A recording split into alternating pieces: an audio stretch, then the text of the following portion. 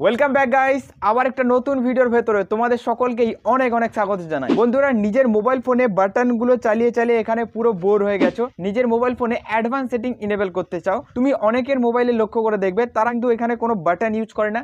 তারা যদি মোবাইলের সাইডে একবার টেনে দেয় তাদের ব্যাক হয়ে যায়। হোম করার জন্য হোমে হালকা করে ঘষে দেয়, তাদের কিন্তু এইভাবে হোম হয়ে যায়। সাইডে টানলে কিন্তু ব্যাক হয়। তাদের কিন্তু অ্যাডভান্স সেটিং ইনেবল করা রয়েছে, যেখানে কোনো ধরনের বাটন থাকে না, সাইডে টানলে ব্যাক হয়।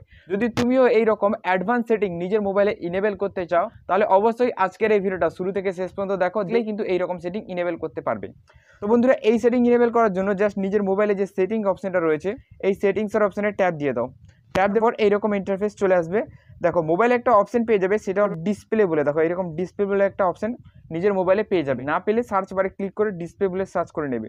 ডিসপ্লে সার্চ করার পর এখানে স্ক্রল ডাউন করে চলে আসবে। দেখো, এখানে আবার একটা অপশন পাবে, সেটা হলো নেভিগেশন বার। দেখো, এখানে লেখা আছে নেভিগেশন বার। নেভিগেশন বারে অপশনে আসার পর দুটো অপশন থাকবে, একটা থাকবে বাটন, একটা থাকবে এখানে সাইড ব্যাক। এখানে সাইড ব্যাকের অপশনে ক্লিক করলে নিচের দিকে লক্ষ্য করে যে বাটনগুলো ছিল এগুলো কিন্তু চলে গেছে, সাইড ব্যাক সেটিং এখানে ইনেবল হয়ে গেছে। দেখো, আমি যদি সাইডে টানি এখানে কিন্তু ব্যাক হয়ে যাচ্ছে।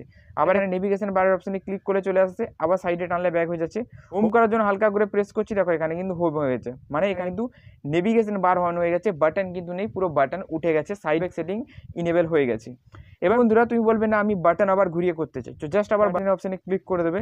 ক্লিক করার পর দেখো এখানে কিন্তু দুটো অপশন থাকে, লেফট হ্যান্ড, রাইট হ্যান্ড। তো দেখো, অনেকেরই সাইড ব্যাক এধারে থাকে, মানে ফার্স্ট যে ব্যাক বাটনটা, যদি চাও তাহলে এইখানে ক্লিক করে ব্যাক বাটনটা এদিকেও করতে পারো। অনেকেরই সুবিধা হয় এধারে ব্যাক বাটনটা হলে কিন্তু চালাতে মোবাইলটা সুবিধা হয়। তো তোমার যেইভাবে সুবিধা সেই রকম অনুযায়ী বাটনগুলো এখানে সিলেক্ট করতে পারো। এখানে দুটো অপশন থাকে। তো আশা করি বোঝাতে পারলাম যে কীভাবে এই সাইড ব্যাক সেটিং ইনেবল করবে আর এই নিচে বাটনগুলো চেঞ্জ করবে। দুটো সেটিংয়ে আজকের ভিডিওতে আমি তোমাদেরকে বলে দিলাম। এক, সাইড ব্যাক সেটিং, যদি সুপার সাইড ব্যাক সেটিং করতে চাও বাটন থেকে এখানে ক্লিক করে দাও, সাইড ব্যাক সেটিং হয়ে যাবে।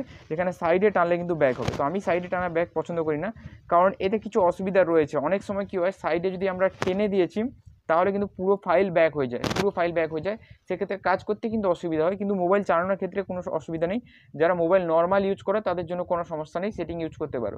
কিন্তু যারা মোবাইলে কাজ করো তাদের জন্য কিন্তু এটা একটু অসুবিধার জিনিস হতে পারে, কারণ হোম করার জন্য একটা ব্যাগ হয় না, পুরো টেনে দিলে একদম পুরো হোম থেকে ব্যাগ চলে আসে।